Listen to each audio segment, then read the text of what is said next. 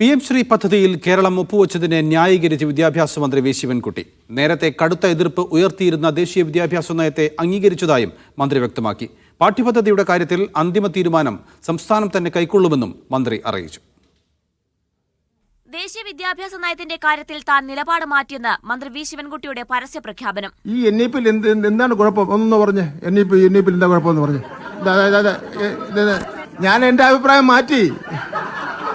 PM Shri പദ്ധതിയിൽ ഒപ്പിട്ടത് തന്ത്രപരമായ നീക്കം. 1476 കോടി രൂപ ഇതുവഴി ഉടൻ ലഭിക്കും. കേരളത്തെ സാമ്പത്തികമായി ഞെരുക്കുവാനുള്ള കേന്ദ്ര സർക്കാരിന്റെ നീക്കത്തെ മറികടക്കുവാനുള്ള തന്ത്രപരമായ ഒരു തീരുമാനമാണ്. നമ്മുടെ കുട്ടികളുടെ ഭാവി പന്താടിക്കൊണ്ട് ഒരു രാഷ്ട്രീയ സമ്മർദ്ദത്തിന് വഴങ്ങാൻ കേരളം തയ്യാറല്ല. PM ശ്രീയുടെ ഫണ്ട് വേണ്ട, എന്നാൽ കിട്ടിയാൽ വാങ്ങുമെന്ന് മന്ത്രി പറഞ്ഞു. പദ്ധതിയുടെ പേരിൽ ഒരു സ്കൂളിന്റെ മുന്നിലും പ്രധാനമന്ത്രിയുടെ പേര് വയ്ക്കേണ്ട ആവശ്യമില്ല. NCERT കരിക്കുലം നടപ്പിലാക്കണമെന്നാണ് PM ശ്രീയിലെ വ്യവസ്ഥ. എന്നാൽ നിലവിലെ പാഠ്യപദ്ധതിയിൽ ഒരു മാറ്റവും വേണ്ടി വരില്ലെന്നാണ് മന്ത്രിയുടെ അവകാശവാദം. പാഠ്യപദ്ധതിയുടെ വർഗീയവൽക്കരണത്തിന് പിന്നിൽ നിന്നുകൊടുക്കുന്നതിന് വേണ്ടി കേരളം തയ്യാറായിട്ടില്ല. ഇതേ പാഠ്യപദ്ധതിയും പാഠപുസ്തകങ്ങളും തന്നെയായിരിക്കും കേരളത്തിലെ എല്ലാ വിദ്യാലയങ്ങളിലും തുടർന്നും പഠിപ്പിക്കാൻ പോകുന്നത്.